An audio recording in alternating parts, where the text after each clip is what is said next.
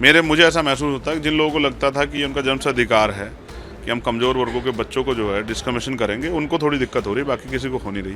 Guideline में ऐसा कुछ है नहीं, मैंने पढ़ा है। उद्देश्य में जो है आर्थिक रूप से कमज़ोर वर्गों को जोड़ा गया है, तो इसका मतलब ये है कि ईडब्ल्यूएस वाले बच्चों को भी उसमें ऐड किया गया, तो वो सारे सामान्य जाति के हैं। कोई रोस्टर फॉलो नहीं हो रहा, किसी सेंट्रल पीयूसी में नहीं हो रहा, नवरत्न है, किसी जो है सरकारी संस्था में नहीं हो रहा है, कुछ भी तो नहीं हो रहा है। SC ST OBC के लोग तो पीस रहे हैं, देश में टैक्स भर रहे हैं और पीस रहे हैं, कोई पूछने वाला नहीं है। मुझे तो नहीं लग रहा है कोई ऐसा विरोध प्रदर्शन, मैंने तो नहीं देखा। जो विरोध प्रदर्शन तब मैं मानता जब जिन लोगों ने UGC की गाइडलाइन बनाने में जिन लोग सहयोग किया उनके घरों पे जो है ना धरना प्रदर्शन हो रहा था, तब तो मैं मान लेता। तो कुछ भी नहीं है ऐसा।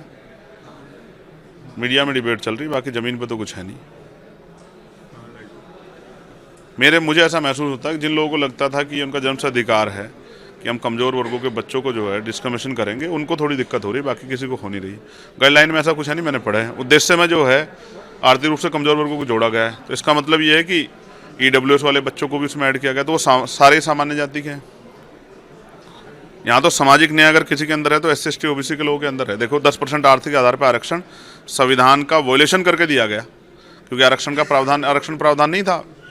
गरीबी आर्थिक जो है उसमें प्रावधान नहीं था कि आर्थिक आधार पर दिया जाएगा, लेकिन फिर भी दिया गया, तो कुछ भी नहीं हुआ। देश ने स्वीकार कर लिया कि अगर किसी को जरूरत है, किसी को आगे बढ़ाने के लिए सरकार को करी तो कर लो। तो ये सामाजिक न्याय की हिम्मत जो है SC ST OBC के बच्चों, क्या इस मामले के, इस गाइडलाइन के थ्रू किसी पे कोई कार्रवाई हुई है? समता समिति बनेगी, बात हुई। समता समिति में कौन रहेंगे? उसके हेड रहेंगे वाइस चांसलर। वाइस चांसलर क्या है? 45 केंद्रीय विश्वविद्यालय हैं, 45 में से एक SC के वाइस चांसलर हैं, एक ST के हैं, 5 OBC के हैं। ये सामाजिक न्याय है।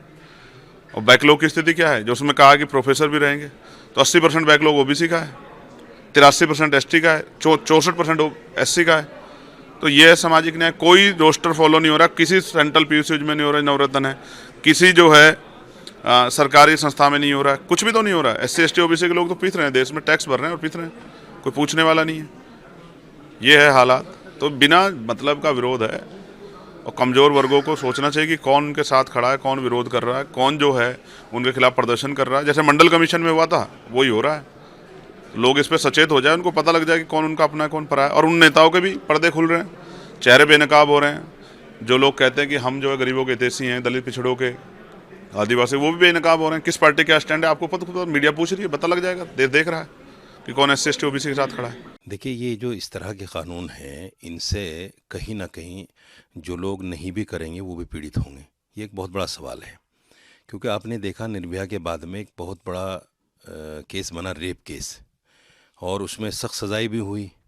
लेकिन जो असल रेप करने वाले लोग हैं, जो इस काम में बढ़ चढ़ के हिस्सा लेते हैं, जैसे आपके विधानसभा के जो लोग हैं, विधायक हैं, MP हैं, MLA हैं, ये जो लोग हैं, इन पर कोई कार्रवाई नहीं होती उस कानून के तहत।